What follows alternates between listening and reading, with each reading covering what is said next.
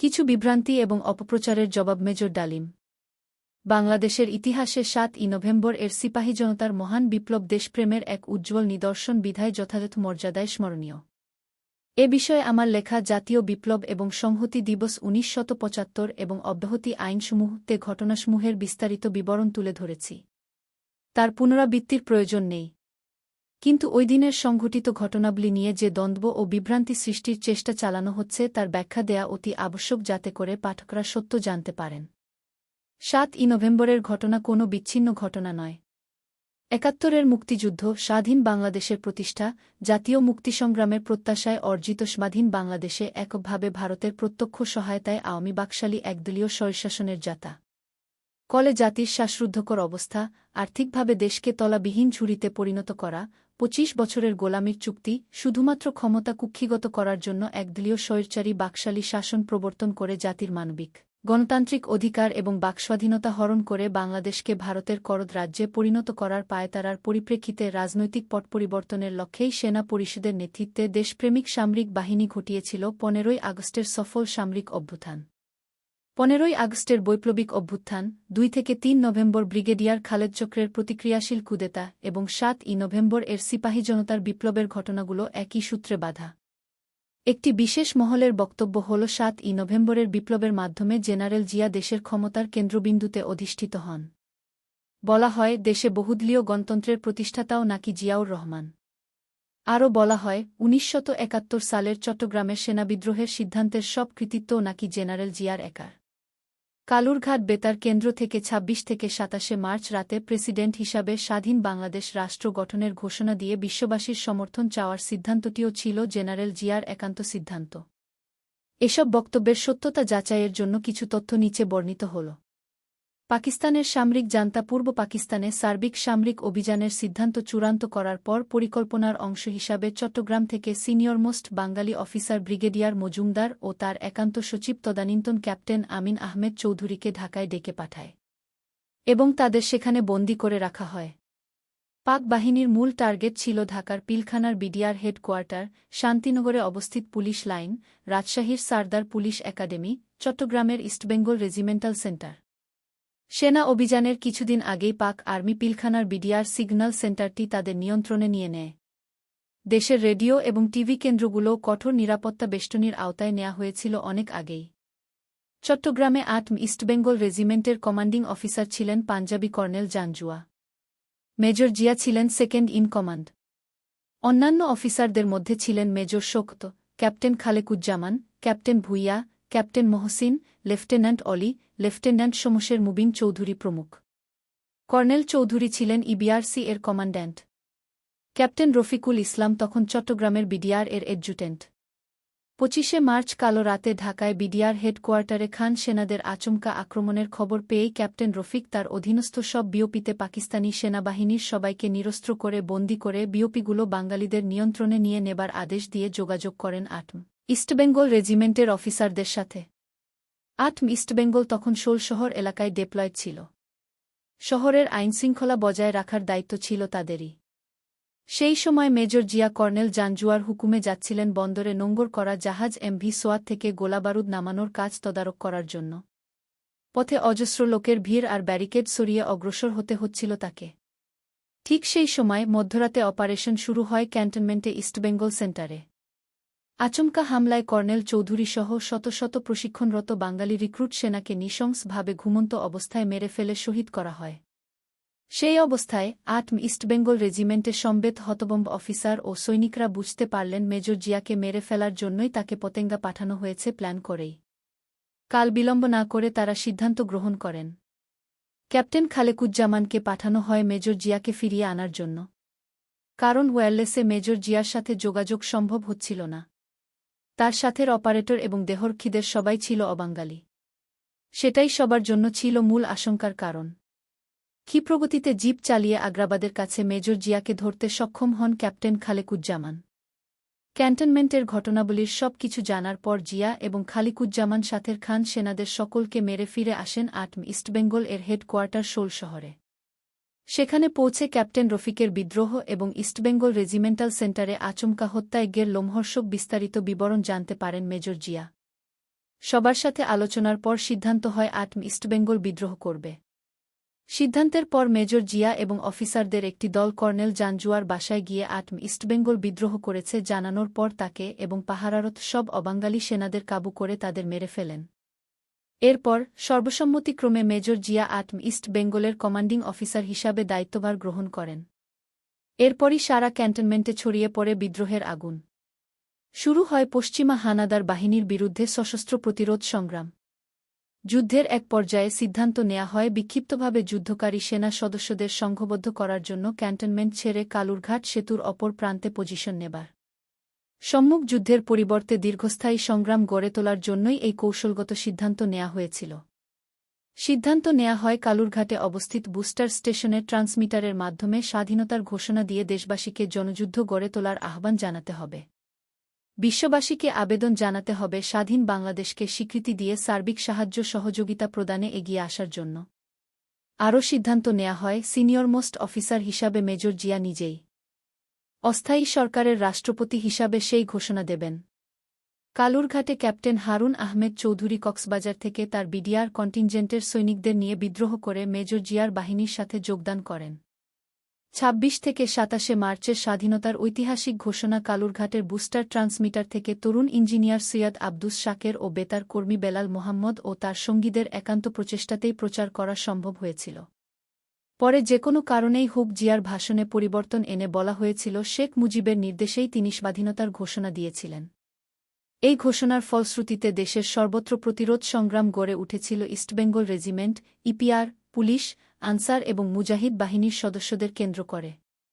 স্থানীয়ভাবে জেলা ও মহকুমা প্রশাসকদের অনেকেই উল্লেখযোগ্য ভূমিকা রেখেছিলেন প্রতিরোধ সংগ্রাম গড়ে তুলতে। নুরুল কাদের চৌধুরী, তৌফিক এলাহী চৌধুরী, আকবর আলী খান, কামাল সিদ্দিকী, মাহবুবুল আলম চাষী, আসাদুজ্জামান, তৌফিক ইমাম, হুসরুজ্জামান, মামুনুর রশিদ, অলিউল ইসলাম, সারদা পুলিশ একাডেমির প্রধান আব্দুল খালেক, পিএসপি অফিসার মাহবুব এদের অন্যতম।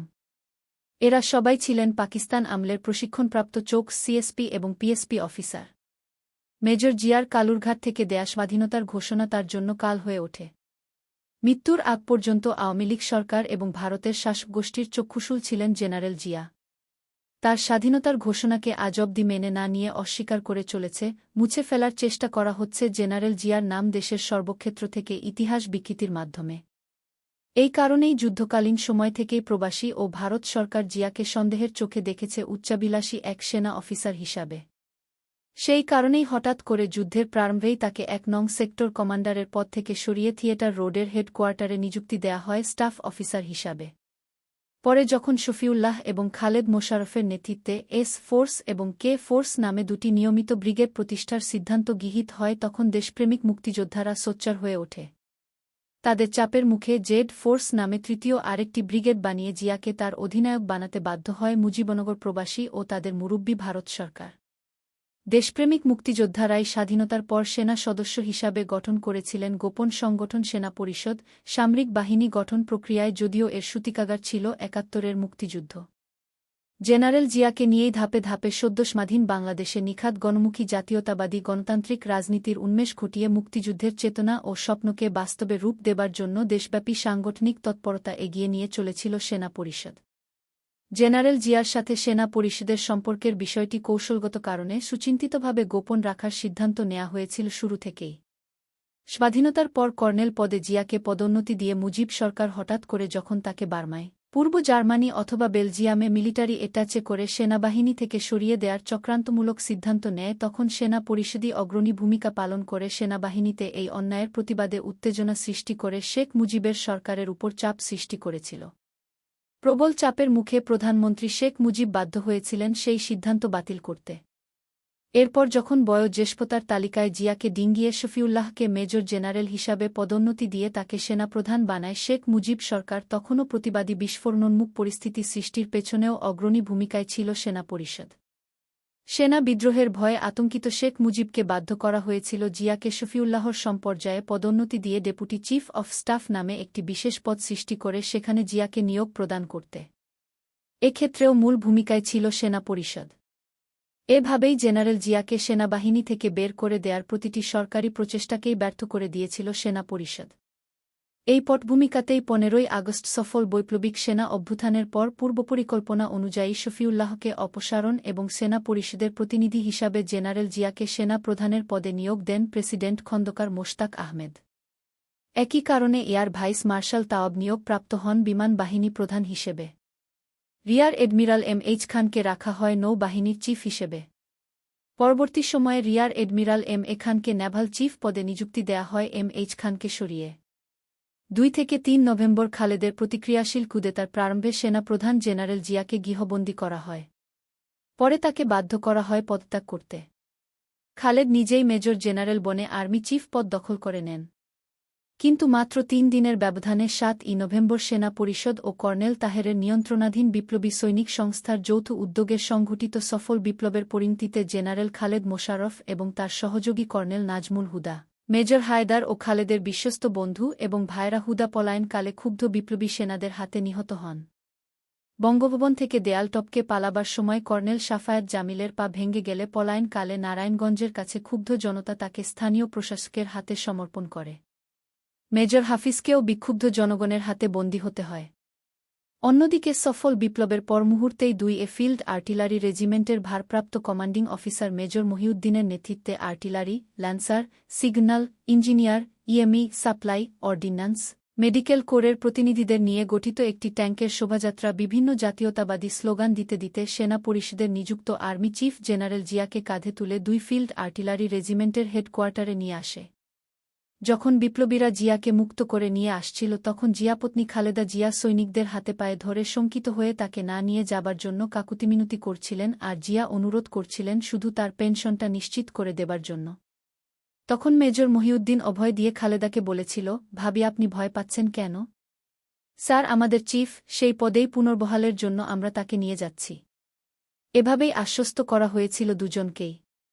জিয়ার নিরাপত্তার ব্যবস্থা এবং অন্যান্য করণীয় সম্পর্কে সার্বক্ষণিক নির্দেশ দিচ্ছিলেন ব্যাংকক থেকে দেশত্যাগী সেনা পরিষদের শীর্ষ নেতারা। এই বিষয়ে বিস্তারিত বিবরণ থাকবে লেখার ধারাবাহিকতায়। গণতান্ত্রিক কেন্দ্রিকতা, শৃঙ্খলাবোধ, দায়িত্বজ্ঞান, গোপনীয়তা, যোগাযোগের বিষয়ে কঠিন কম্পার্টমেন্টেশন নীতিসমূহ কেন্দ্র থেকে তৃণমূল পর্যায়ের সেনা পরিষদের নেতাকর্মীদের সবাইকে আন্তরিকতার সাথে কঠোরভাবে মেনে চলতে হতো। সেনা পরিষদের মূল আদর্শিক নীতিসমূহ ছিল জাতীয়তাবাদ, সাংস্কৃতিক এবং ধর্মীয় মূল্যবোধের আলোকে নিখাত গণতন্ত্র, সুষম সমাজ ব্যবস্থা, মানবিক অধিকার, নিরপেক্ষ আইনের শাসন কায়েম করে নিজস্ব সত্তা বিকাশের মাধ্যমে স্বনির্ভর, প্রগতিশীল, সুখী সমৃদ্ধ এক বাংলাদেশ গড়ে তোলা। আমাদের সংগঠনের এই নীতি আদর্শ শুধুমাত্র মুক্তিযোদ্ধা সেনা সদস্যদের কাছেই নয়, দেশের সংখ্যাগরিষ্ঠ জনগণের কাছেও গ্রহণযোগ্যতা পেয়েছিল। জেনারেল জিয়ার নিরাপত্তার স্বার্থেই সেনা পরিষদের গঠন প্রক্রিয়া, কার্যক্রম, জনপ্রিয়তা, বিভিন্ন সম্মনা রাজনৈতিক দল, ব্যক্তিত্ব, পেশাজীবী ও শ্রমিক সংগঠন, ছাত্র ও যুব সম্প্রদায়, সুশীল সমাজ ও ব্যবসায়ী মহলের বিভিন্ন নেতানেত্রীর সাথে সেনা পরিষদের শীর্ষস্থানীয় নেতৃবৃন্দের যোগাযোগের বিষয়ে বিস্তারিত কিছুই তেমন আলোচিত হতো না। শুধুমাত্র গুরুত্বপূর্ণ বিষয়গুলো সম্পর্কেই প্রয়োজনমতো তাকে অবহিত রাখা হতো। সেনাবাহিনীর গঠন প্রক্রিয়ার শুরুতেই মেজর জলিল আর্মি থেকে পদত্যাগ করেন, চাকুরি থেকে অব্যাহতি নেন কর্নেল তাহের। দুজনই পরে জাসদে যোগদান করেন। এক পর্যায়ে বঙ্গসারদুল কর্নেল জিয়াউদ্দিন পদত্যাগ করে যোগ দেন সর্বহারা পার্টিতে। জাসদের ধর্মহীনতার ভিত্তিতে রাজনৈতিক দর্শন, বৈজ্ঞানিক সমাজতন্ত্র ধোপে টেকেনি ধর্মপ্রাণ বৃহত্তর জনগোষ্ঠীর কাছে। একইভাবে সর্বহারা পার্টির শ্রেণী সংগ্রামের নামে গলাকাটার রাজনীতিও প্রত্যাখ্যাত হয়েছিল সংখ্যাগরিষ্ঠ বাংলাদেশিদের কাছে। জাসদ মূলত আওয়ামী লীগেরই বি টিম, সেটা মেজর জলিল এবং কর্নেল তাহেরের বুঝতে বেশি সময় লাগেনি। হতাশাগ্রস্ত জনদর্দী দেশপ্রেমিক কর্নেল তাহের পরে নিজের উদ্যোগেই বিপ্লবী সৈনিক সংস্থা নামের একটা সংগঠন গড়ে তোলার চেষ্টা করেন সামরিক বাহিনীর মধ্যে। তার সেই এক প্রচেষ্টাও তেমন ফলপ্রসূ হয়নি। শুধুমাত্র ঢাকা সেনানিবাসেই গুটিকতক সেল সৃষ্টি করা সম্ভব হয়েছিল কর্নেল তাহেরের পক্ষে। আমার এই বক্তব্যের সত্যতা লেখার ধারাবাহিকতায় পাঠকের কাছে পরিষ্কার হয়ে উঠবে। শুধুমাত্র জাসদ ও সর্বহারা পার্টির সাথেই নয়, দেশের অন্যান্য দেশপ্রেমিক প্রগতিশীল রাজনৈতিক দল, গোষ্ঠী এবং বিভিন্ন পেশার সমমনা ব্যক্তিদের সাথে যুদ্ধকালীন সময় থেকেই যোগাযোগ রক্ষা করে চলেছিল সেনা পরিষদের শীর্ষ পর্যায়ের নেতৃবৃন্দ। সেই ধারাবাহিকতা বজায় রাখা হয় স্বাধীনতার পরও। স্বাধীনতার পর বাংলাদেশে ধর্মভিত্তিক এবং ডানপন্থী দলগুলোর কোনো অস্তিত্বই ছিল না। এরপরও ওই সমস্ত দলের বিশ্বস্ত নেতাকর্মীদের সাথেও যোগাযোগ রক্ষা করে চলেছিল সেনা পরিষদ বিভিন্ন সূত্রে। এমনকি আওয়ামী বাকশালীদের মধ্যে যে সমস্ত নেতানেত্রী সচেতন কর্মীরা মুজিবের স্বৈর শাসন এবং ভারতের পদলেহী নীতির বিরুদ্ধে বিক্ষুব্ধ ছিলেন কিন্তু বাস্তবতার পরিপ্রেক্ষিতে খোলাখুলিভাবে মুজিবের বিরোধিতা করতেছিলেন অপারক, তাদের সাথেও যোগাযোগ ছিল সেনা পরিষদের নেতাদের। সংসদ অধিবেশনে কয়েক মিনিটের মধ্যে কাউকে কোনো কিছু বলার সুযোগ না দিয়ে শেখ মুজিব আওয়ামী লীগের মৃত্যু ঘটিয়ে একদলীয় স্বৈর শাসন বাকশাল কায়েম করে নিজেকে যখন রাষ্ট্রপতি হিসাবে ঘোষণা দেন, তখন শুধুমাত্র 2 জন সাংসদ এর প্রতিবাদে সোচ্চার হয়ে পদত্যাগ করে অধিবেশন কক্ষ ত্যাগ করে বেরিয়ে এসেছিলেন। তারা হলেন বঙ্গবীর জেনারেল ওসমানী এবং ব্যারিস্টার মইনুল হোসেন। দীর্ঘদিনে গড়ে ওঠা পারস্পরিক বিশ্বাসযোগ্যতার ভিত্তিতেই সম্ভব হয়েছিল এ ধরনের যোগাযোগ চালিয়ে যাওয়া। এক সময় মেজর তাহেরকে সাথে নিয়ে পাকিস্তান থেকে পালিয়ে আসার পরিকল্পনা করেছিলাম মুক্তিযুদ্ধে যোগদান করতে। আমাদের সাথে আসতে না পারলেও পরে তিনি পালিয়ে এসে মুক্তিযুদ্ধে যোগদান করেন এবং সেনা পরিষদের একজন নেতাও হয়েছিলেন। কিন্তু পরে এক সময় সমাজতন্ত্রের ভূত মাথায় চেপে বসায় তিনি সেনা পরিষদ ত্যাগ করে জাসদে যোগদান করেন। একই ঘটনা ঘটে মেজর জলিলের সাথেও। পরে জাসদ ছেড়ে আবার সেনা পরিষদে ফিরে আসা সম্ভব না হলেও তাদের সাথে আমাদের ঘনিষ্ঠতা ছিল তাদের অকাল মৃত্যুর আগ পর্যন্ত। একইভাবে রাজনৈতিক দর্শন নিয়ে মতপার্থক্য থাকলেও কর্নেল তাহের, মেজর জলিল ছাড়া সিরাজ সিকদার ও কর্নেল জিয়াউদ্দিনের সাথেও আমাদের সুসম্পর্ক বজায় ছিল বরাবরই। এর ভিত্তি ছিল নিঃস্বার্থ দেশপ্রেম এবং মুক্তিযুদ্ধের গণমুক্তির চেতনা। আমরা জানতাম মত ও পথের ফরাক থাকলেও প্রয়োজনে দেশ ও জাতীয় ক্রান্তিলগ্নে একত্রিত হতে পারব আমরা সবাই অতি সহজেই। এই প্রসঙ্গে বিস্তারিত লেখা আছে, যা দেখেছি, যা বুঝেছি, যা করেছি বইতে।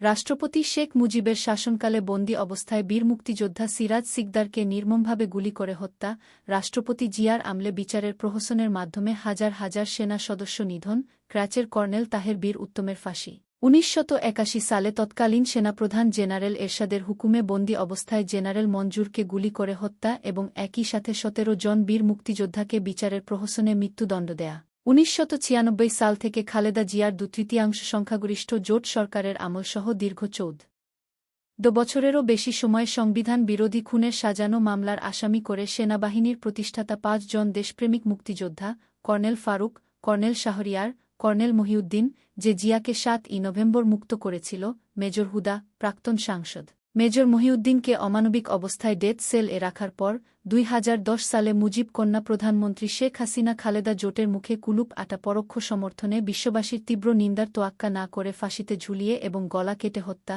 জুডিশিয়াল মার্ডার এর মাধ্যমে পিতৃহত্যা, যার প্রতিশোধ মেটানো এবং বিডিআর হত্যাযজ্ঞের মতো নক্কারজনক ঘটনাগুলোর প্রতিকার দেশবাসীকে অবশ্যই করতে হবে বিবেকের তাড়নায়।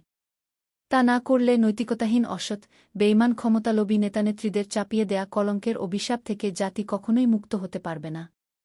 যে জাতি জাতীয় বীরদের সম্মান করতে পারে না, সে জাতি ধ্বংস হয়ে যায়, এটাই ইতিহাসের লিখন। তবে লেখক দৃঢ়ভাবে বিশ্বাস করেন বাংলাদেশিরা তেমন জাতি নয়। স্বাধীনতার পর বিপ্লবী সিরাজ সিকদারের সর্বহারা পার্টি শেখ মুজিবের সরকারের বিরুদ্ধে ত্রাসের সৃষ্টি করে। 2 বছরের মধ্যেই 60টিরও বেশি থানা এবং 20টিরও বেশি ব্যাংক লুট করে তার দল চমক সৃষ্টি করে তরুণ প্রজন্মকে রোমাঞ্চিত করতে সক্ষম হয়। কিন্তু যেহেতু তার দলের আদর্শ ছিল শ্রেণীসংগ্রাম ও নাস্তিকতা ভিত্তিক সমাজতন্ত্র, তাই বৃহত্তর জনগোষ্ঠী সর্বহারা পার্টির আদর্শ গ্রহণ করেনি।